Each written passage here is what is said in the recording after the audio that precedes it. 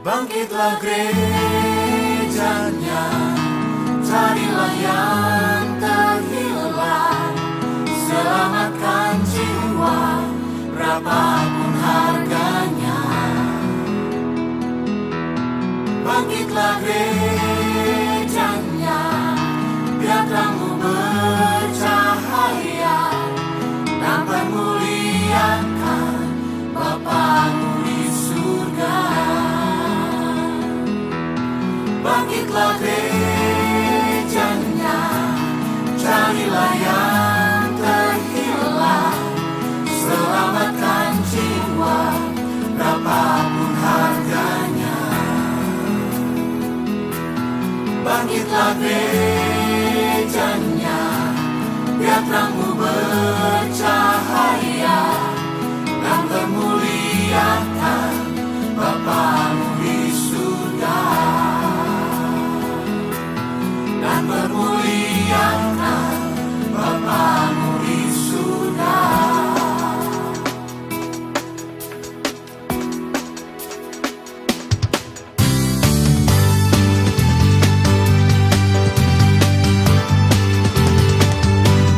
Dan setiap tempat yang diinjak kakimu, telah Dia berikan menjadi milikmu.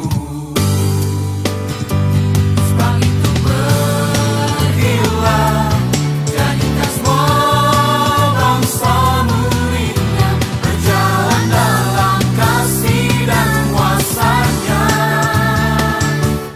Tanggalkan semua beban yang merintangi, waktunya tak lama, segera bergegas.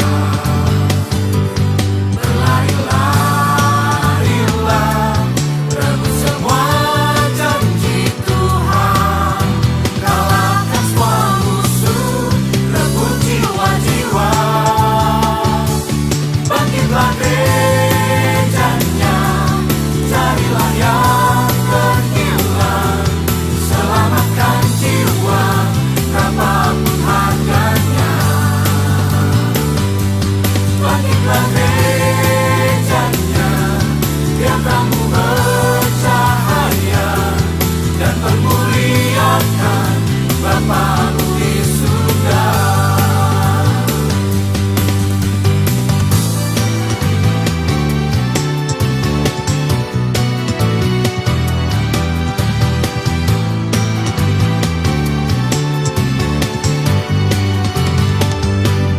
Tanggalkan semua beban yang merintangi,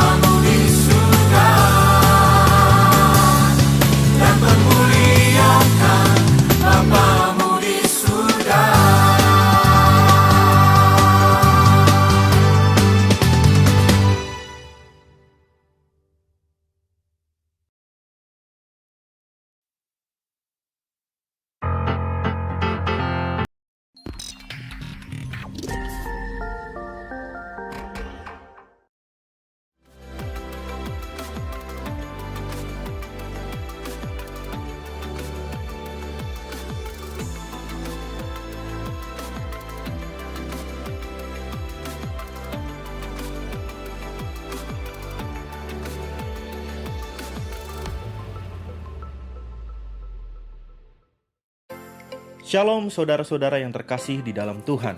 Selamat datang di online service GKKD Bandung Pusat. Kami menghimbau jemaat untuk mengikuti ibadah online dengan langkah-langkah sebagai berikut.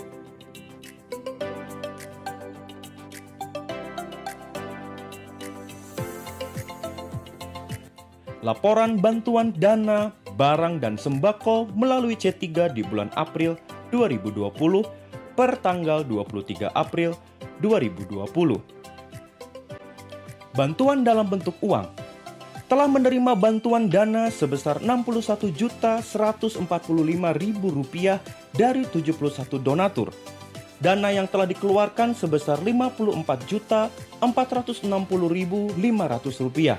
Dana tersebut dipergunakan untuk membeli sembako, vitamin, obat-obatan, dan barang-barang yang diperlukan serta penyaluran dalam bentuk uang ke setiap wilayah, area pengembangan, dan daerah-daerah misi yang membutuhkan. Dana yang masih tersisa sebesar Rp6.884.500.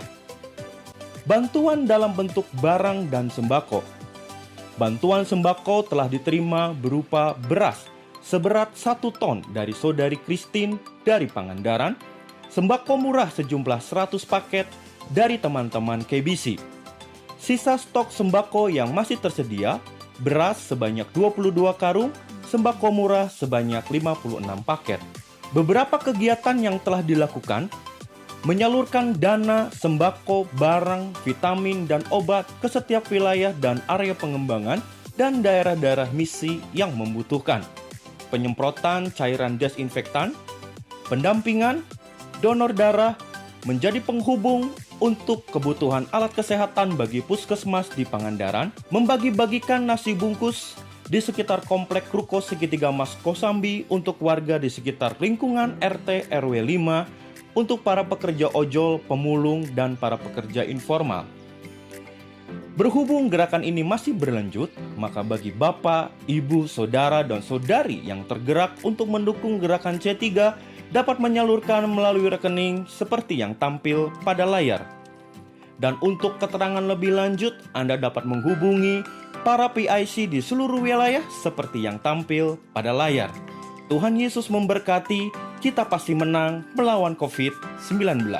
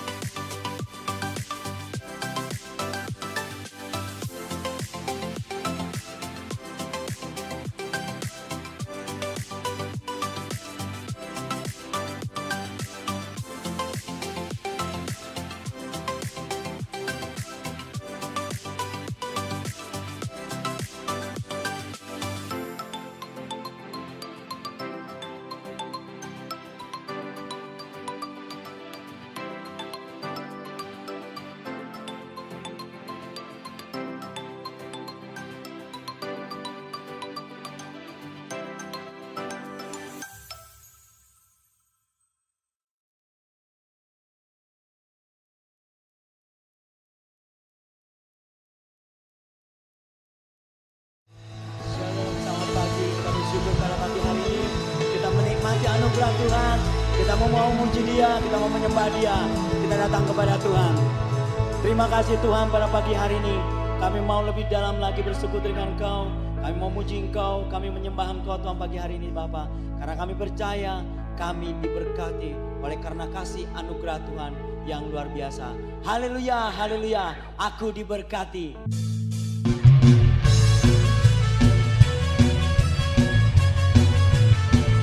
Yang diberkati Tuhan.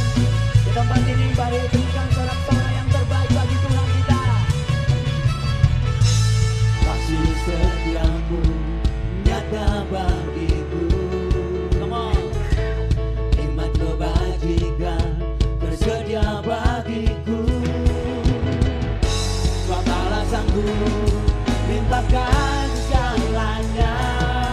Amin. Dan anugerahnya sangat besar bagiku.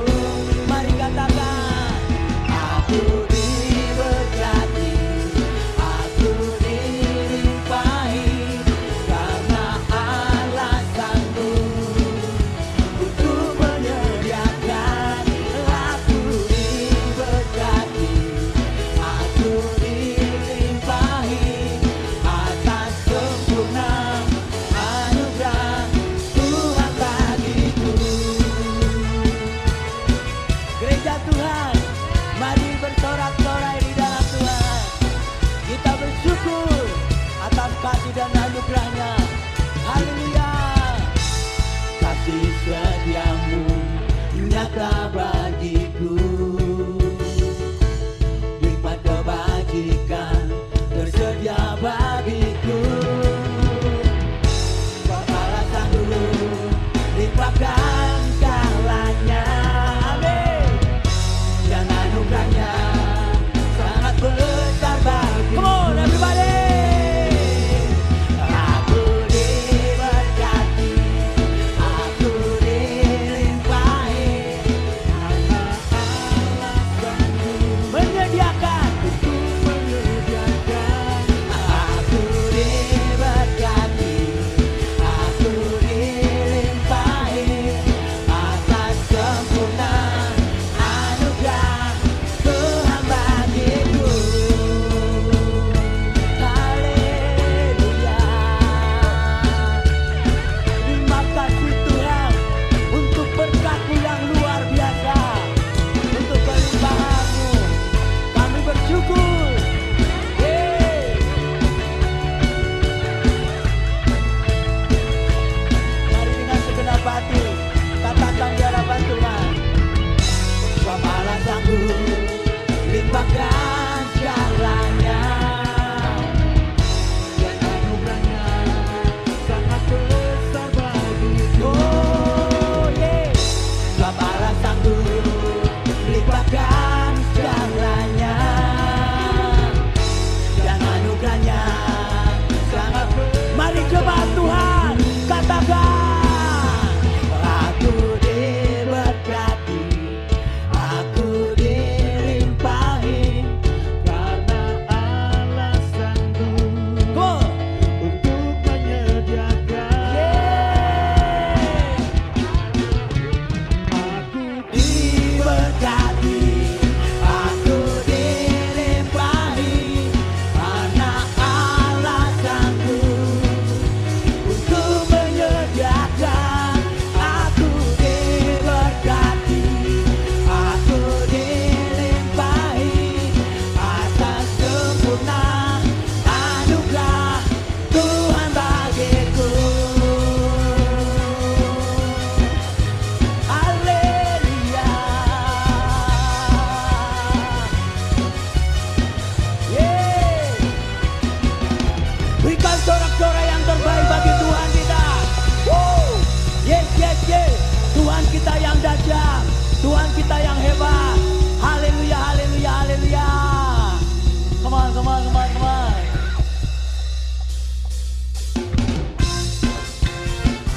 Mari gereja Tuhan, nyatakanlah bahwa Tuhan kita hebat, Tuhan kita luar biasa. Kita percaya Kau yang hidup di dalamku, menjadikanku lebih dari pemenang. Wow. Seluruh bumi tinggikan nama-Mu, menyatakan kebesaran dan keagungan-Mu. Wow. Yesus, Tuhanku pemenang, Raja segala raja, berkuasa-Mu ajaib dan perkasa.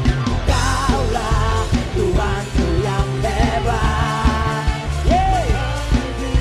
Kalahkan surga bumi bersorak. Mari kita menari dan bersorak-sorai bagi Tuhan. Dia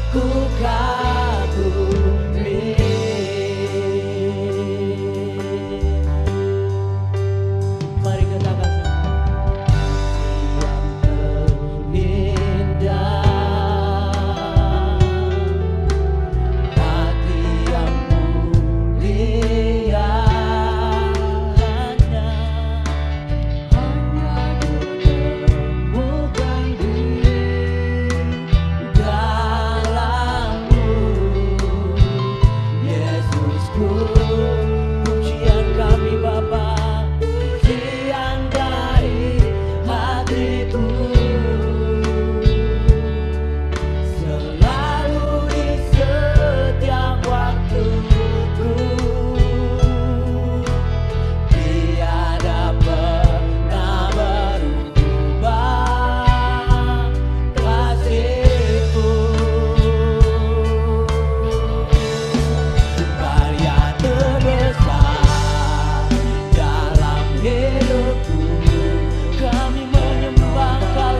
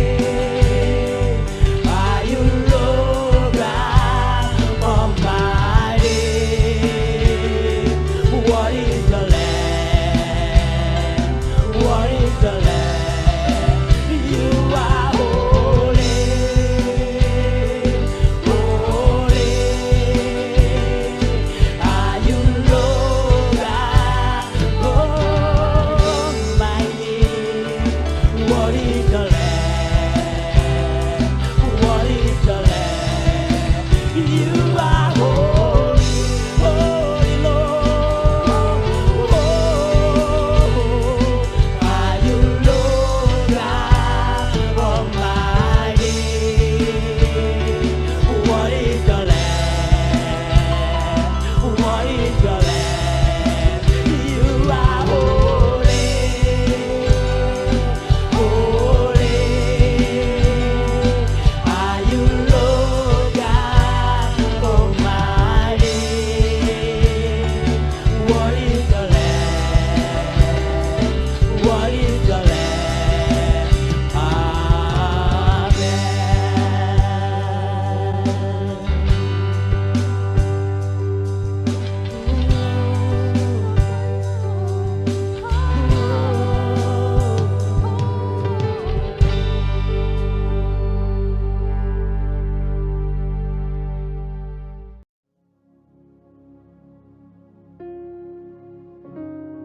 Shalom jemaat Tuhan yang saya kasih dalam Kristus Yesus. Kita dalam ibadah pagi hari ini bersama-sama yang ada di Kota Bandung, di luar Kota Bandung, di rumah-rumah. Saya percaya bahwa seluruh jemaat Tuhan mengalami lawatan Tuhan, mengalami kehadiran Tuhan, mengalami realita kehadiran Tuhan. Percaya bahwa rumahmu dan sekitar rumahmu ada lawatan Tuhan, ada curahan Roh Kudus. Dan sebelum kita memulai pemberitaan firman Tuhan, mari kita berdoa bersama-sama minta pertolongan Roh Kudus supaya Dia memberikan hikmat pengertian kepada kita. Dan saya percaya bahwa semuanya pasti kita akan diberkati oleh Tuhan dari kebenaran firman-Nya. Mari kita berdoa bersama-sama. Bapa Sorgawi, terima kasih buat pagi hari ini. Tuhan hadir di tengah-tengah kami dan Engkau bersemayam di atas puji-pujian umat-Mu Tuhan. Oleh karena itu kami membiarkan kuasa Roh Kudus-Mu dan kuasa firman-Mu bekerja di tengah-tengah kami, menyembuhkan dan memulihkan, membangkitkan setiap kami, sehingga selesai ibadah ini Tuhan, kami sungguh-sungguh mengalami kuasa Tuhan yang tidak terbatas, kuasa firman, kuasa Roh-Mu yang tidak terbatas, kami alami, kami nikmati, bahkan kami membawa kemuliaan-Mu. Urapi hamba-Mu, urapi setiap kami yang mendengarkannya. Dalam nama Tuhan Yesus, terima kasih. Mari kita katakan bersama-sama, amin. Selamat pagi Bapak Ibu Saudaraku sekalian yang saya kasih dalam Kristus Yesus. Kita memasuki bulan April dan saya percaya sekali bukan hanya di ibadah kita tapi di mana-mana nama Yesus diberitakan akan kematiannya dan kebangkitannya. Di mana-mana diberitakan. Dan saya percaya juga bukan hanya kita mendengar tapi seluruh jemaat Tuhan mengalami kuasa kematian Yesus dan kuasa kebangkitan Tuhan Yesus Kristus. Sehingga saya percaya bahwa sepanjang bulan April kita mengalami mukjizat kematian Yesus dan kebangkitan Yesus. Ada banyak jemaat Tuhan yang disembuhkan, ada banyak jemaat Tuhan yang dibangkitkan dan dipulihkan, ada banyak rumah tangga dipulihkan, ada banyak kekuatan baru. Kita sudah berdoa, kita sudah mendengarkan firman Tuhan. Dan saya percaya kuasa firman dan kuasa Roh sedang bekerja di antara kita sepanjang bulan April ini. Dan di penghujung bulan April ini, karena kita sudah belajar bersama-sama tentang kematian dan kebangkitan Yesus, yang paling penting adalah saya ingin sampaikan minggu terakhir dari bulan April ini, yaitu kita harus menceritakan akan kematian dan kebangkitan Tuhan Yesus. Sekali lagi ulangi kata-kata saya. Kita bersama-sama harus menceritakan akan kematian dan kebangkitan Tuhan Yesus. Karena Injil itu penuh kuasa, saudara sekalian. Dan kita tidak bisa berdiam diri terhadap Injil itu. Kita harus memberitakan dan menyatakan kuasa Injil. Satu firman Tuhan nasihat daripada Paulus kepada jemaat Korintus. Kita lihat dari 1 Korintus pasal yang ke-15, ayat yang ketiga dan keempat. Sebab yang sangat penting telah kusampaikan kepadamu, yaitu apa yang telah kuterima sendiri, yaitu ialah bahwa Kristus telah mati karena dosa-dosa kita sesuai dengan kitab suci. Bahwa ia telah dikuburkan dan bahwa ia telah dibangkitkan pada hari yang ketiga sesuai dengan kitab suci. Paulus menceritakan kepada jemaat Korintus bahwa Yesus sudah mati buat mereka, dan tidak hanya mati, tapi Yesus juga sudah bangkit atas hidup mereka, sehingga mereka tidak perlu dikuasai oleh dosa, tapi mereka hidup bagi kebenaran firman Tuhan. Dan tentang Yesus mati dan sudah bangkit, itulah Injil. Itu sebabnya di ayat yang pertama dan ayat kedua dia kata demikian. Gara-gara mereka memahami akan kematian Yesus dan akan kebangkitan Yesus, maka mereka mengalami keselamatan. Bukannya mengalami keselamatan saja, tapi mereka mengalami transformasi. Ini penting kita pahami, karena dengan mengalami keselamatan dan transformasi, supaya kita bisa beritakan Injil lewat perkataan kita, lewat seluruh aspek hidup kita, karena kita mengalami Kristus, mengalami kuasa kematian dan kebangkitan Kristus Yesus. 1 Korintus 15 ayat 3, ayat pertama dan kedua, demikian bunyinya. Dan sekarang saudara-saudara, aku mau mengingatkan kamu kepada Injil yang aku beritakan kepadamu dan yang kamu terima, yang di dalamnya kamu berdiri teguh. Oleh Injil itu kamu diselamatkan, asal kamu teguh berpegang padanya seperti yang telah kuberitakan kepadamu, kecuali kamu telah menjadi sia-sia saja menjadi percaya.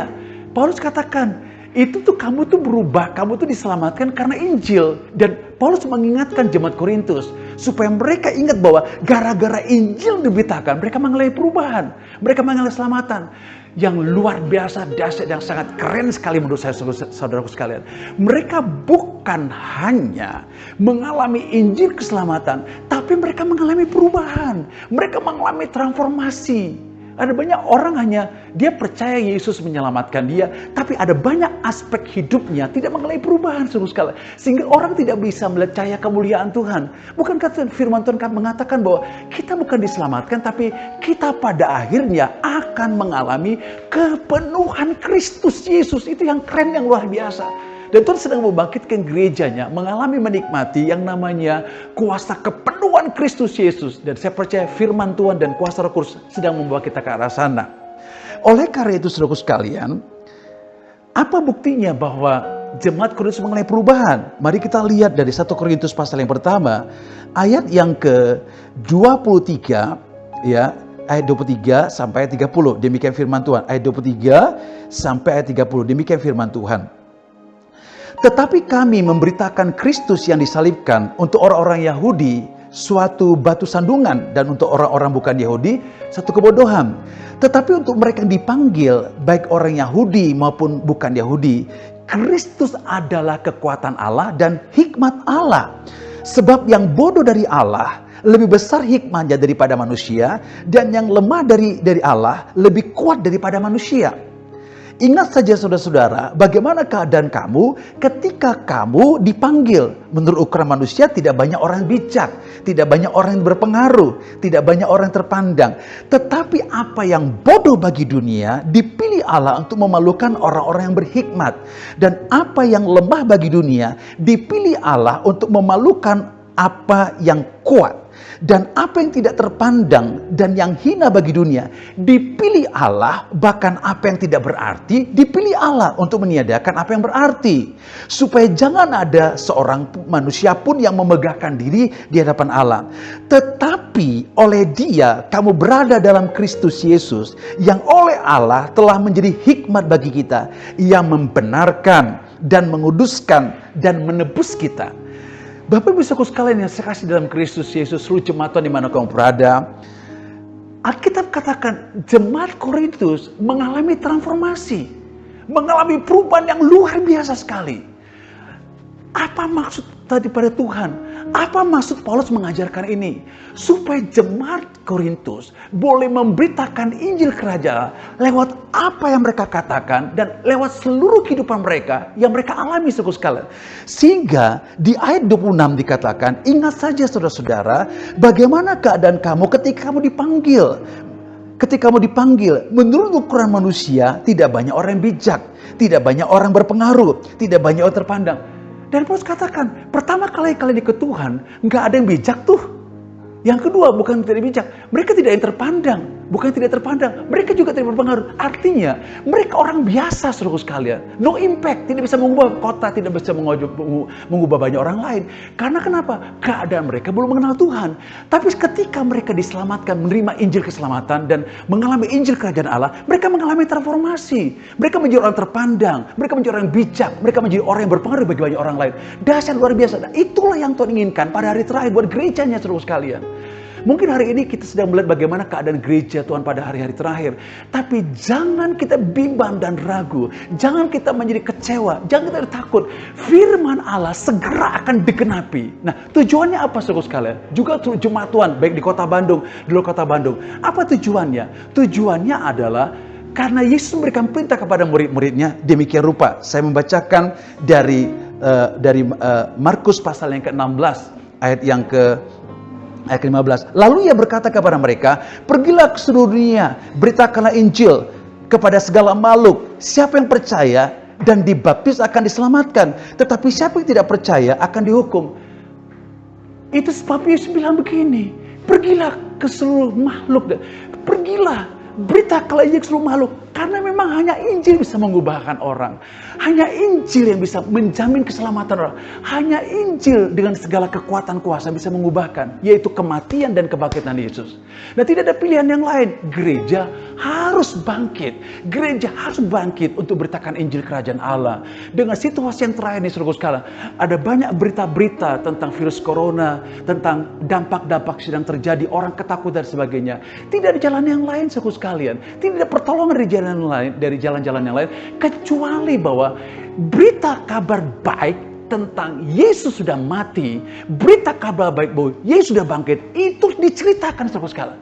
Tapi nggak mungkin kita ceritakan kalau kita tidak mengalami kuasa Injil. Nah, kita perlu mengalami kuasa Injil yang dahsyat luar biasa. Nah, mengapa Injil harus diberitakan saudara sekalian? Pertanyaan, kenapa Injil itu diberitakan saudara? Terlalu banyak orang beritakan pribadi mereka, terlalu banyak orang menceritakan tentang keadaan mereka, atau kita menceritakan keadaan orang lain. Tapi di saatnya kita bangkit untuk menceritakan kuasa kematian dan kebangkitan Tuhan Yesus Kristus. Mengapa Injil harus diberitakan? Poin pertama yang perlu kita pahami. Paulus pernah mengatakan, dia katakan bahwa Injil adalah kekuatan Allah yang menyelamatkan setiap orang yang percaya. Roma 1 ayat 16-17, Paulus katakan, sebab aku punya keyakinan bahwa Injil adalah kekuatan Allah, bukan kekuatan manusia, bukan kekuatan orang, tetapi kekuatan Allah yang menyelamatkan setiap orang percaya, yang membuat orang mempunyai iman dan memimpin orang kepada iman kebenaran itu saudara sekalian. Artinya begini, dia bukannya percaya kepada Yesus, tapi dia bisa membuat perkara besar. Iman bukan dipercaya kepada Yesus saja, tapi iman memindahkan gunung saudara sekalian. Saudara perhatikan dalam Ibrani pasal 11, tokoh-tokoh iman, mereka boleh menyerahkan diri kepada Tuhan, mereka menderita, mereka berkemenangan. Apa mereka hebat dan kaya? Tidak. Tapi karena mereka memiliki Injil yang ada kekuatan Allah, yang mengubah banyak orang dan mengubah mereka, sehingga mereka habis-habisan ikut Tuhan. Mereka sangat mencintai Tuhan. Mereka gila benar dengan Tuhan Yesus. Kenapa? Karena mereka punya iman kepada Yesus Kristus. Sehingga, kenapa kita beritakan Injil? Karena Injil adalah kekuatan Allah yang menyelamatkan setiap orang yang percaya. Bukan kekuatan manusia. Tidak ada jaminan kita masuk surga. Tidak ada jaminan kita kekayaan. Apapun yang kita miliki tidak punya jaminan bagi kita masuk surga. Apapun kekayaan kita, kehebatan kita, tidak bisa menjamin kita masuk kepada surga dan mengalami kelepasan daripada kuasa dosa.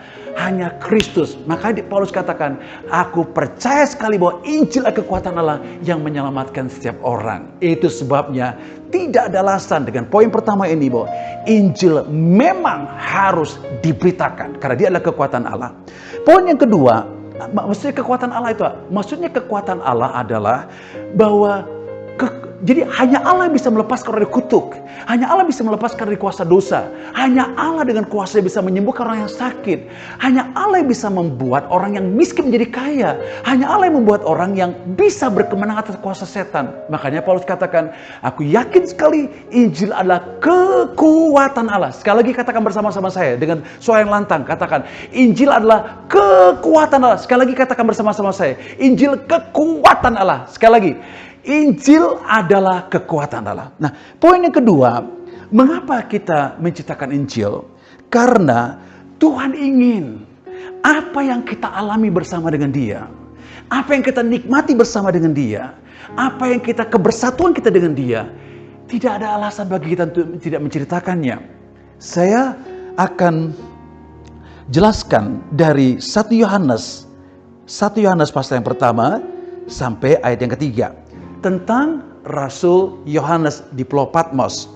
Apa yang telah sejak semula, yang telah kami dengar, dan yang telah kami lihat dengan mata kami, dan yang telah kami saksikan, dan yang telah kami raba dengan tangan kami tentang firman hidup, itulah kami tuliskan kepada kamu.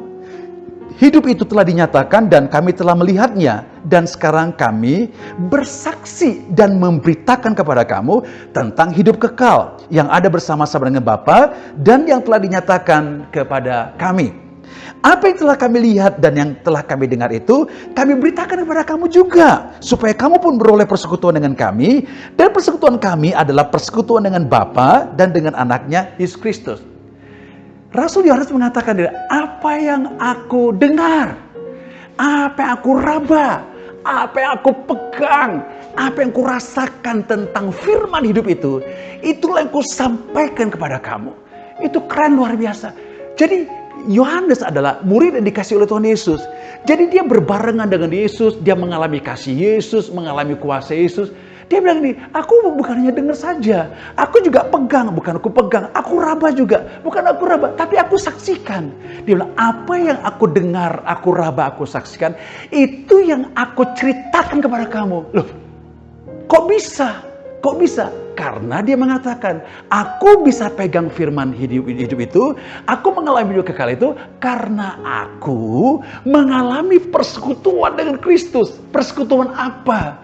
Persekutuan bahwa Yohanes menjadi satu dengan kematian Yesus, Yohanes menjadi satu dengan kebangkitan Yesus, sehingga dia bukan dengar dari orang lain tentang Injil, tapi dia mengalami kuasa Injil, sehingga dia katakan, apa yang kulihat, apa yang kusaksikan, apa yang kuraba, itu yang kuberitakan kepada kamu, dan aku tidak dapatkan dari orang lain, aku mendapatkan ketika aku bersekutu dengan Tuhan. Dan Yohanes rindu sekali seluruh jemaat Tuhan mengalami yang namanya kuasa transformasi dari pekerjaan Injil Kristus Yesus yang dia terima.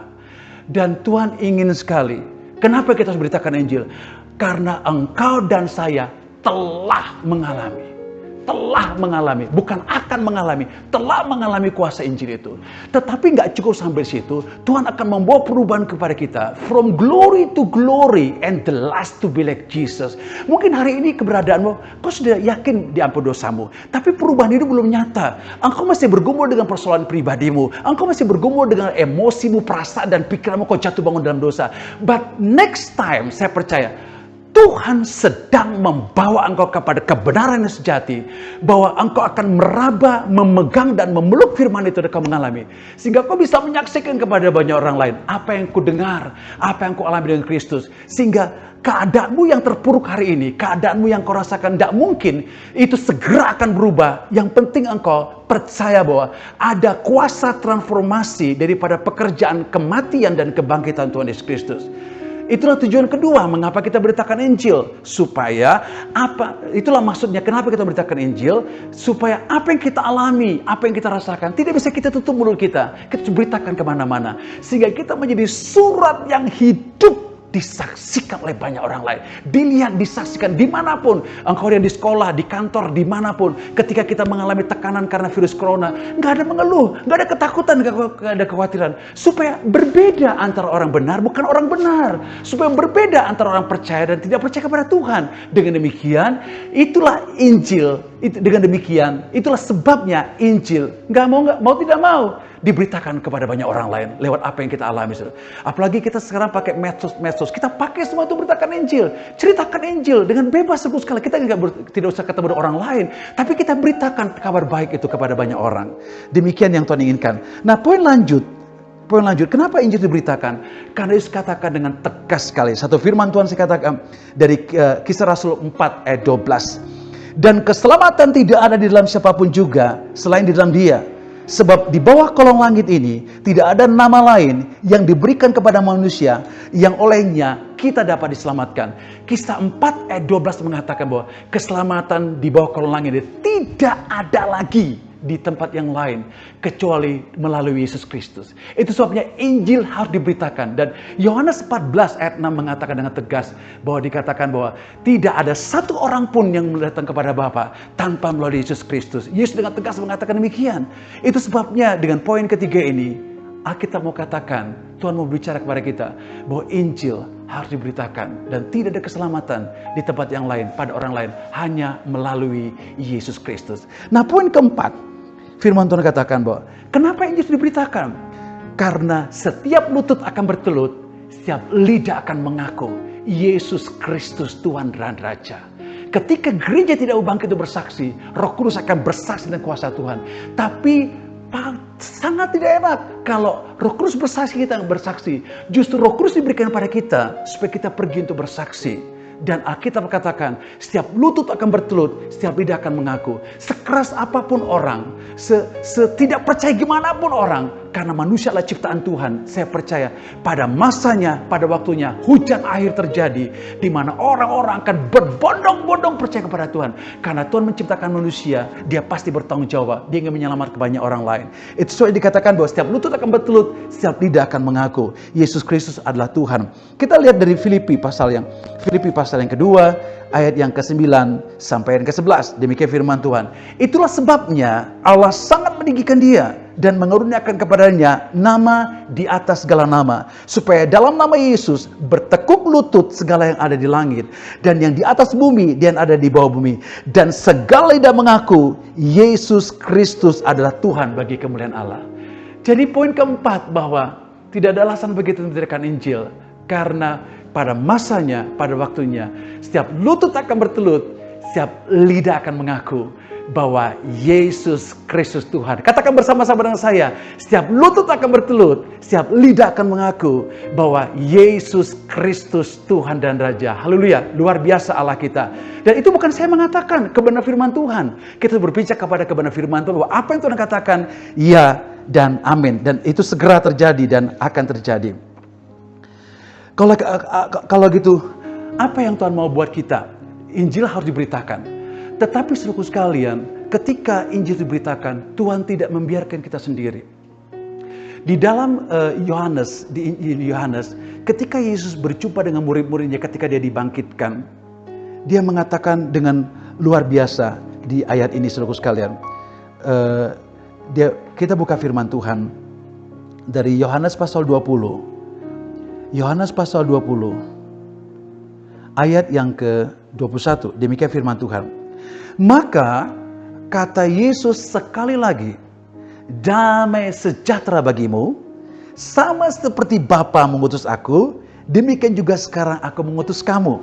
Ayat 22 dari Yohanes pasal 20. Dan sesudah berkata demikian, ia menghambusi mereka dan berkata, terimalah Roh Kudus. Wih, ini keren, luar biasa. Ketika sebangkit, dia bilang ke muridnya, sama seperti Bapa mengutus aku, kamu juga saya utus gitu loh. Untuk apa? Untuk memberitakan Injil Kerajaan Allah. Untuk memberitakan Injil Kerajaan Allah. Itu sampai dikatakan, ya kita tidak mampu, kita nggak bisa. Tetapi Yesus nggak berhenti mengatakan bahwa sama seperti Bapa mengutus aku mengutus kalian semuanya. Yesus nggak berhenti sampai di situ. Tapi dia katakan, terimalah kuasa Roh Kudus. Ih, keren, itu luar biasa. Bapak Ibu saudaraku sekalian, jemaat dimanapun kau berada, jangan kau takut. Kita tidak sedang memberitakan diri kita. Kita tidak memberitakan pengalaman kita. Kita tidak memberitakan tentang orang lain. Kita sedang menciptakan satu nama di atas segala nama, dan nama itu diberitakan. Itu sebabnya Yesus berkata, mari kita lihat firman Tuhan dari Lukas, dari perjanjian barunya Lukas pasal 4 ayat 18, perjanjian lamanya dari Yesaya pasal 61 ayat pertama sampai ayat yang ketiga. Demikian firman Tuhan. Roh Tuhan Allah ada padaku, oleh karena Tuhan telah mengurapi aku.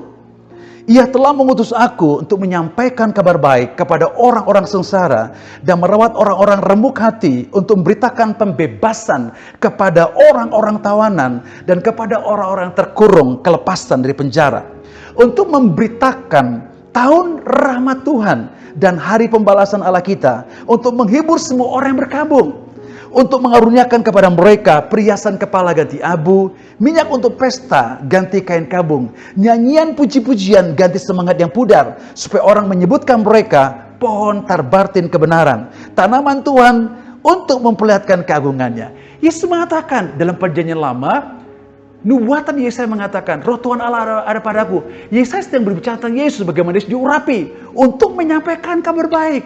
Yesus ulangi kembali dalam Lukas pasal 4 ayat 18 dikatakan, Roh Tuhan Allah ada padaku. Dia telah mengurapi aku. Untuk apa? Untuk menyampaikan kabar baik. Dan Yesus katakan, tanpa pengurapan tidak ada keberanian. Tanpa pengurapan tidak ada kemampuan. Tanpa urapan tidak ada kita punya hikmat. Itu sebabnya dia memberikan Roh Kudus kepada engkau dan saya. Tujuannya satu, supaya kita dapat memberitakan Injil Kerajaan Allah. Itu sebabnya kepada murid-muridnya dia berkata dalam Kisah 1 ayat 8. Dikatakan dengan tegas dan luar biasa. Dikatakan, jikalau Roh Kudus turun atas kamu, kamu akan menerima kuasa. Dan kamu akan bersaksi di Yerusalem, Yudea, Samaria, sampai ke seluruh ujung dunia. Sangat luar biasa sekali. Tuhan rindu sekali engkau memahami kebenaran ini. Kita bangkit oleh karena kuasa Roh Kudus untuk pergi memberitakan kematian dan kebangkitan Yesus, yaitu Injil Kerajaan Allah yang mengubah banyak orang, yang telah mengubah engkau. Oleh karena itu, jangan kau takut. Roh Kudus pasti mengurapi engkau. Roh Kudus pasti memberkati engkau. Dan terakhir, bukan hanya Injil diberitakan, tapi jadikan semua bangsa murid Tuhan lewat Injil Kerajaan Allah. Karena ketika orang percaya kepada Injil, dia mengikuti Injil, dia akan menjadi sama seperti Injil. Orang-orang yang percaya kepada Yesus menjadi sama seperti Yesus. Dan akhirnya mereka menjadi satu dalam kebersatuan dengan Kristus Yesus. Satu firman Tuhan yang terakhir, mari kita lihat di dalam Matius pasal 28 ayat yang ke-19 dan 20. Dia katakan, karena itu pergilah, jadikanlah semua bangsa muridku dan baptislah mereka dalam nama Bapa dan Anak dan Roh Kudus, dan ajarlah mereka untuk melakukan segala sesuatu yang telah kuperintahkan kepadamu, dan ketahuilah aku menyertai engkau senantiasa sampai kepada akhir zaman. Janji Tuhan, dia bukan hanya suruh kita memberitakan Injil. Dengar apa yang saya katakan, bukan hanya untuk memberitakan Injil Kerajaan Allah, tapi poin lanjut yang Tuhan inginkan, jadikan semua bangsa ini, bangsa-bangsa lain, jadikan mereka menjadi murid Kristus. Tidak mungkin jadi murid kecuali mereka percaya. Oleh karena itu, mereka berubah jadi orang percaya, dididik, dilatih, diajar firman Tuhan, mereka menjadi murid Kristus. Dan Tuhan katakan, aku akan menyertai engkau sampai akhir zaman. Dan hal yang sama juga dikatakan oleh kebenaran firman Tuhan dari Markus pasal 16 ayat yang ke-17, 15, 16, 17. Tanda-tanda ini akan menyertai orang percaya. Mereka akan mengusir setan demi nama Yesus Kristus. Mereka akan menumpangkan tangannya atas orang sakit, orang itu disembuhkan. Mereka akan membangkitkan orang mati. Kenapa itu terjadi? Karena Injil yang diberitakan bukan hanya Injil keselamatan, tapi Injil yang menyatakan bahwa Yesus adalah Tuhan atas sakit penyakit, Yesus adalah Tuhan atas kelemahan, Yesus adalah Tuhan atas kutuk-kutuk, Yesus adalah Tuhan atas kuasa dosa, Yesus adalah Tuhan atas kuasa setan. Sehingga ketika Injil kita beritakan, orang-orang mengalami kuasa Tuhan, mengalami jemaat Tuhan. Jemaat Tuhan yang saya kasih dalam Kristus Yesus, mari kita bangkit. Di tengah-tengah situasi yang sedang buruk terjadi seperti ini, apapun kita bisa kerjakan, beritakanlah Yesus sudah mati, sudah bangkit buat kota, bangsa, buat gereja Tuhan, buat kita, buat kota dan bangsa kita. Ceritakanlah lewat media-media sosial, lewat gadget saudara, kepada keluarga saudara, kepada keluarga besar saudara, dan semuanya. Karena dia adalah kabar baik. Dan itu akan melepaskan orang di penjara, melepaskan orang-orang dari tawanan, melepaskan orang dari belenggu dosa, melepaskan orang dari segala sakit penyakit. Karena untuk itulah kita datang ke muka bumi, supaya kita menceritakan tentang kasih Tuhan yang luar biasa. Yesus sangat mengasihi dunia ini, dan kita harus membawa kasih itu dengan cara menyampaikan kabar baik. Saya percaya Tuhan menyertai, Tuhan mengurapi engkau, Tuhan berkati engkau. Haleluya. Kiranya biarlah firman Tuhan ini membangkitkan roh, jiwa, dan tubuh kita untuk berkobar-kobar kembali, untuk memberitakan Injil kerajaan Allah. Karena sepanjang bulan ini kita sudah mendengar, menyaksikan bahwa Yesus sudah mati, Yesus juga sudah bangkit. Dan bulan depan kita akan belajar Yesus naik ke sorga, dan dia tidak biarkan kita sendiri, dia kirim Roh Kudus. Kenaikan ke sorga yang kedua dan kuasa Roh Kudus yang bekerja itu membuat kita lebih dahsyat dan luar biasa. Haleluya. Tuhan Yesus memberkati. Mari jemaat Tuhan, kita berdoa bersama-sama untuk menutup ibadah kita. Dan saya percaya bahwa kuasa firman Tuhan dan kuasa Roh Kudus tidak pernah kembali dengan sia-sia. Dia akan bekerja. Bapa Sorgawi, terima kasih. Hamba berdoa buat seluruh jemaat Tuhan. Biarlah hari-hari hidup mereka mengalami kuasa kematian Yesus dan kuasa kebangkitan Yesus. Dan aku berdoa Bapa Sorgawi, pengalaman mereka bersama dengan kematian dan kebangkitan Yesus menyebabkan tidak ada pilihan yang lain kecuali Injil diberitakan. Aku berdoa supaya Roh Kudus mengurapi mereka. Roh Kudus menyertai mereka dengan tanda-tanda mukjizat. Supaya Injil diberitakan dengan kuasa yang sangat luar biasa. Aku berdoa seluruh jemaat Tuhan masuk kepada pengalaman yang baru. Masuk kepada hal-hal yang baru bersama dengan Engkau dalam pemberitaan Injil dengan masa-masa krisis seperti ini. Dan aku berdoa Bapa Sorgawi supaya orang-orang di negeri ini, di kota ini, hati mereka terbuka kepada Engkau. Hati mereka lapar haus akan Engkau. Hati mereka rindu kepada Engkau Tuhan. Sehingga ketika mereka mendapatkan Injil, mendengarkan Injil, seperti mendapatkan harta yang terpendam. Dan mendapatkan harta yang luar biasa yang menjadi kebutuhan mereka. Oleh karena itu berkati jemaat Tuhan, pelihara jemaat Tuhan. Terima kasih Bapa Surgawi. Aku juga berdoa Tuhan, yang sakit Tuhan sembuhkan. Aku juga berdoa yang lemah Kau kuatkan Tuhan. Aku juga berdoa Tuhan, yang susah Tuhan hiburkan Tuhan. Karena kami percaya Roh Allah yang tinggal dalam diri kami lebih besar daripada roh di muka bumi ini. Aku berdoa supaya kuasa roh dan kuasa firman-Mu bekerja dalam roh mereka, dalam batin mereka, sehingga mereka hidup berkemenangan dalam segala hal. Mari jemaat Tuhan, angkat kedua belah tanganmu, terimalah berkat daripada Bapa. Pada hari ini, ketika kau mendengarkan firman Tuhan dengan saksama, mendengarkan firman Tuhan dengan rajin, Alkitab katakan, maka Tuhan akan mengangkat engkau ke atas segala bangsa di muka bumi. Keluar masuk rumahmu diberkati oleh Tuhan. Apapun yang kau kerjakan, kau berhasil. Menjadi kepala bukan menjadi ekor. Itulah ketetapan Tuhan buat engkau. Dan persekutuan dengan Roh Kudus, keintiman dengan Roh Kudus, sehingga kau dengar suaranya. Itulah yang menyertai engkau dari sekarang sampai selama-lamanya. Haleluya. Mari kita katakan bersama-sama, amin. Selamat hari Minggu dan Tuhan Yesus memberkati. Laporan bantuan dana, barang, dan sembako melalui C3 di bulan April 2020 per tanggal 23 April 2020. Bantuan dalam bentuk uang. Telah menerima bantuan dana sebesar Rp61.145.000 dari 71 donatur. Dana yang telah dikeluarkan sebesar Rp54.460.500. Dana tersebut dipergunakan untuk membeli sembako, vitamin, obat-obatan, dan barang-barang yang diperlukan, serta penyaluran dalam bentuk uang ke setiap wilayah, area pengembangan, dan daerah-daerah misi yang membutuhkan. Dana yang masih tersisa sebesar Rp6.684.500. Bantuan dalam bentuk barang dan sembako. Bantuan sembako telah diterima berupa beras seberat 1 ton dari Saudari Christine dari Pangandaran, sembako murah sejumlah 100 paket dari teman-teman KBC.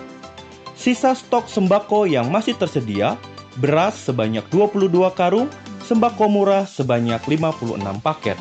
Beberapa kegiatan yang telah dilakukan: menyalurkan dana, sembako, barang, vitamin, dan obat ke setiap wilayah dan area pengembangan dan daerah-daerah misi yang membutuhkan.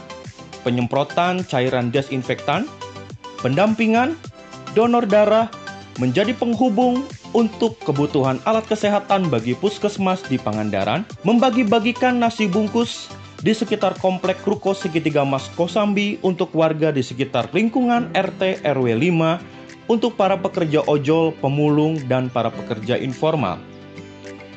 Berhubung gerakan ini masih berlanjut, maka bagi Bapak, Ibu, Saudara, dan Saudari yang tergerak untuk mendukung gerakan C3 dapat menyalurkan melalui rekening seperti yang tampil pada layar. Dan untuk keterangan lebih lanjut, Anda dapat menghubungi para PIC di seluruh wilayah seperti yang tampil pada layar. Tuhan Yesus memberkati, kita pasti menang melawan COVID-19.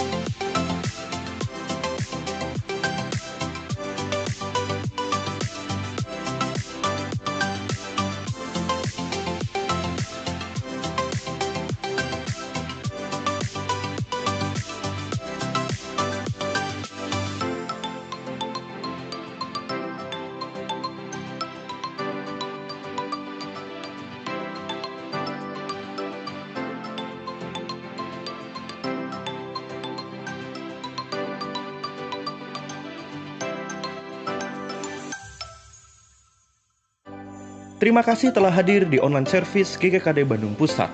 Pastikan Anda mengikuti ibadah online minggu depan. Happy Sunday and God bless you.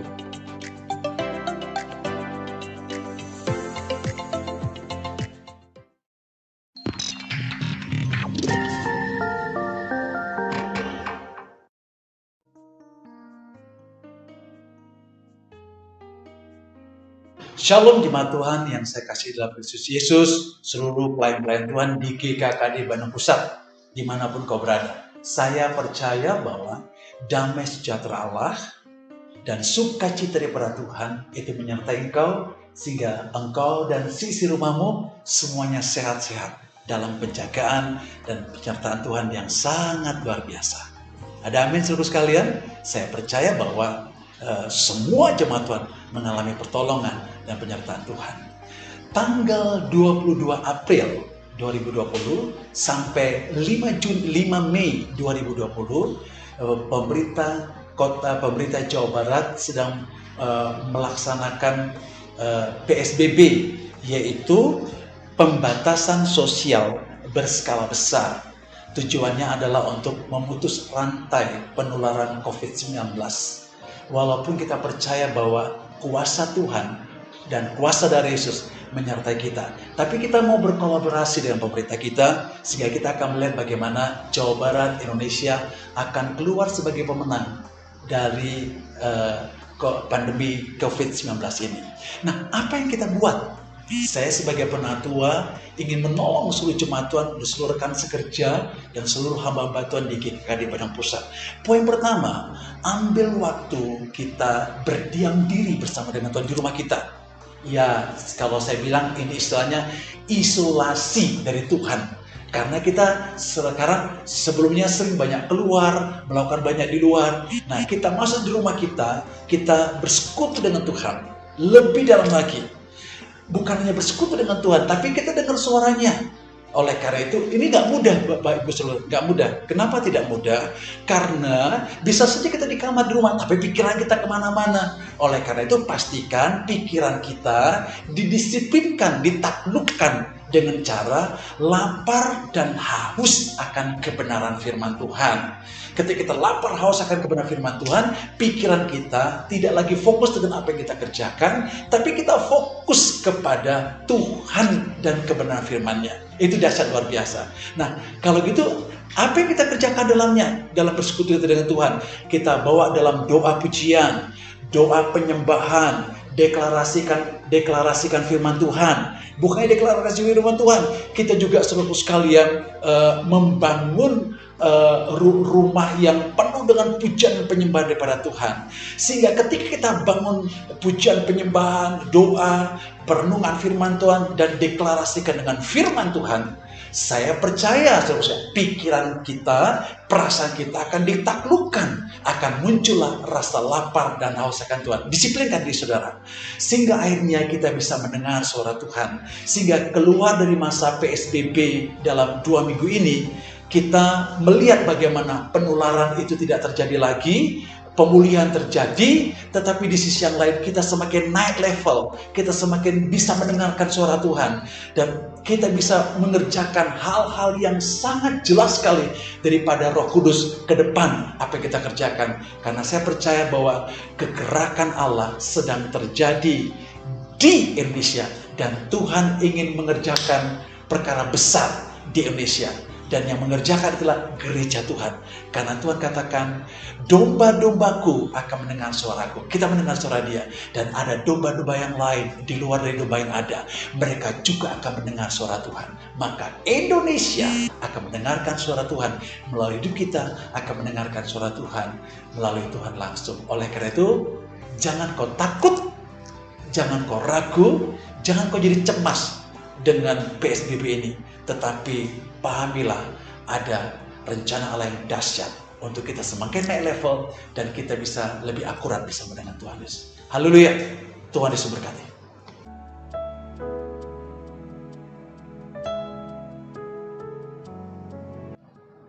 Shalom jemaat Tuhan yang saya kasih dalam Kristus Yesus, dan seluruh pelayan Tuhan dan hamba-hamba Tuhan, para pendeta dan rekan-rekan instruktur di GKKD Bandung Pusat. Saya percaya bahwa damai sejahtera Allah menyertai kita semuanya, menguasai kita, menjaga kita. Satu hal yang saya ingin sampaikan pada hari ini dengan kebenaran firman Tuhan, satu pesan Tuhan buat seluruh jemaat Tuhan GKKD Bandung Pusat. Pastilah kita mengalami dampak pandemi COVID-19, terutama dalam hal ekonomi. Tapi jangan takut, Tuhan pasti memelihara kita. Nah, satu kebenaran yang Tuhan berikan pada saya, kita harus menabur di masa-masa seperti ini. Seperti apa yang dialami oleh Ishak. Suatu ketika Ishak mengalami kelaparan besar di Filistin.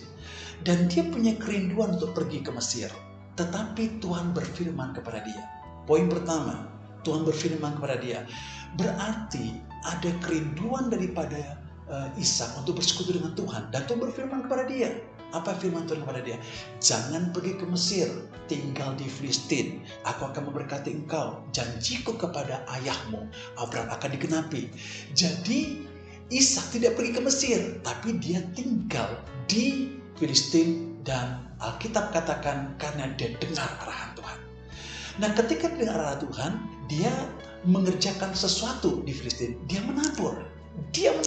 Harusnya nggak bisa menabur karena kelaparan. Kalau kelaparan berarti musimnya panas, nggak ada yang bisa ditanam dan sebagainya. Karena kalau kelaparan tidak ada yang bisa dimakan, saudara sekalian.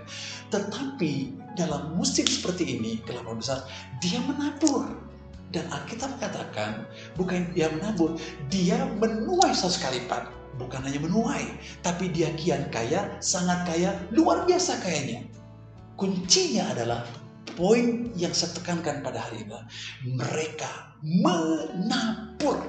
Dan ingat, ketika kita menabur, kita pasti menuai. Ya, gereja menabur, seluruh jemaat menabur, dan jemaat-jemaat yang sudah ditolong, kita belajar juga dengan apa yang ada pada kita. Kita juga menabur, karena prinsip firman Tuhan, ketika kita menabur, kita pasti menuai. Satu firman Tuhan yang saya akan sampaikan pada hari ini dari 2 Korintus pasal 8 ayat 1-5 tentang jemaat di Makedonia.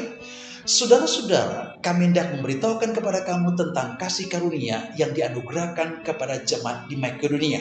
Selagi dicobai dengan berat dalam berbagai penderitaan, sukacita mereka meluap, dan meskipun mereka sangat miskin, namun mereka kaya dalam kemurahan. Aku bersaksi bahwa mereka telah memberikan menurut kemampuan mereka, bahkan melampaui kemampuan mereka. Dengan kerelaan sendiri, mereka meminta dan mendesak kepada kami supaya mereka juga beroleh kasih karunia untuk mengambil bagian dalam pelayanan kepada orang-orang kudus. Mereka memberikan lebih banyak daripada yang kami harapkan. Mereka memberikan diri mereka pertama-tama kepada Allah, kemudian kepada kehendak Allah, juga kepada kami. Nah, jemaat Makedonia mengalami penderitaan. Mereka kekurangan luar biasa, tetapi mereka penuh dengan kemurahan Tuhan.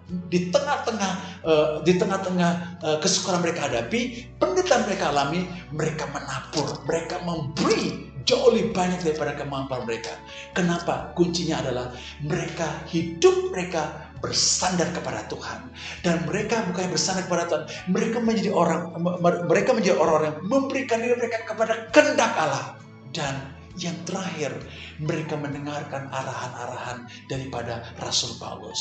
Dan saya sebagai penatua mengarahkan seluruh jemaat Tuhan, seluruh para pemimpin pelayan Tuhan, mari kita menabur. Karena ketika kita menabur, kita pasti akan menuai. Jemaat-jemaat yang tertolong baik di area Pengembangan maupun di Bandung Pusat, mari jangan hanya engkau berpangku tangan, hanya meminta pertolongan, tapi apa bisa kau kerjakan dengan apa yang sudah diberi kepada engkau. Mari kita bergerak, saling bertolong-tolongan, saling memperhatikan, saling memberkati, sehingga tidak ada yang kekurangan. Tujuan terakhir adalah sehingga ada perbedaan antara anak Tuhan dan bukan anak Tuhan. Kita akan lihat bagaimana orang-orang akan datang kepada Tuhan karena hidup kita menerapkan saling mengasihi, saling memperhatikan, saling bertolong-tolongan. Kita melewati masa krisis pandemi ini dengan damai sejahtera Tuhan, dan kita keluar sebagai pemenang. Bukan kita, Kota Bandung, Jawa Barat, Indonesia keluar sebagai pemenang. Tuhan Yesus memberkati dan tetap semangat.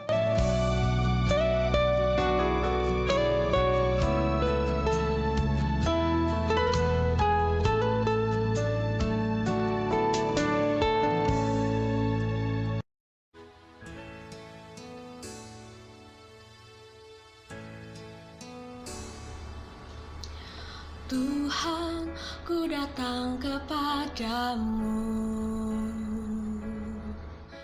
Naikkan doa untuk bangsaku. Nyatakan kemuliaan-Mu bagi negeriku. Agar damailah Indonesiaku. Tuhan, ku datang kepadamu.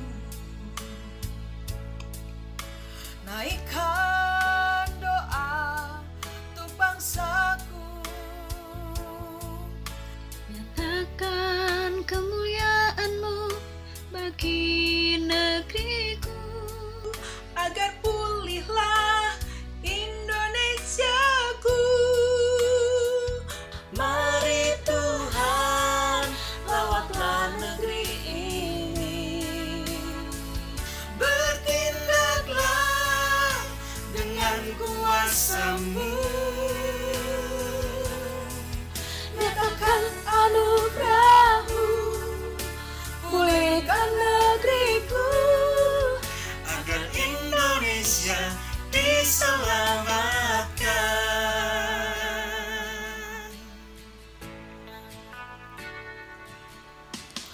Tuhan, ku datang kepadamu.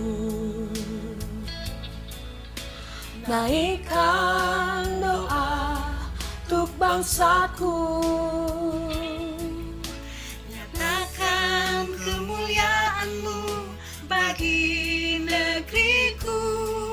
Agar pulihlah Indonesiaku. Mari Tuhan, lawatlah negeri ini. Bertindaklah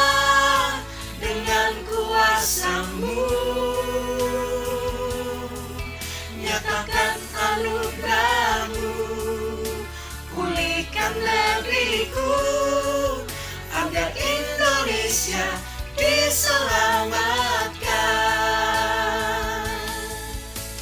Biar dunia tahu Kaulah Tuhan, setiap lutut kan bertelut menyembah hanya padamu. Biar dunia tahu Kaulah Tuhan, setiap lutut kan bertelut menyembah hanya padamu. Oh, mari Tuhan, lawatlah negeri ini. Bertindaklah dengan kuasa-Mu, nyatakan anugerah-Mu, pulihkan negeriku, agar Indonesia diselamatkan. Mari Tuhan, lawatlah negeri ini. Bertindaklah dengan kuasa-Mu, nyatakan anugerah-Mu, pulihkan negeriku, agar Indonesia diselamatkan. Nyatakan anugerah-Mu, pulihkan negeriku, agar Indonesia diselamatkan. Nyatakan anugerah-Mu, pulihkan negeriku, agar Indonesia diselamatkan.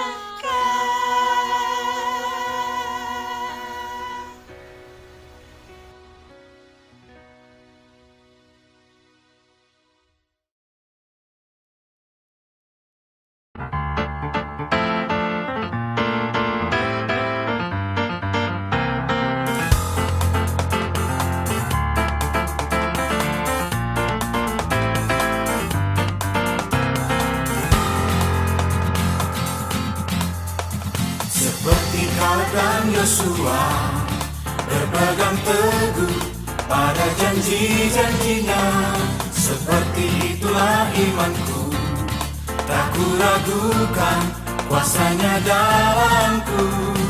Negeri ini adalah warisanku.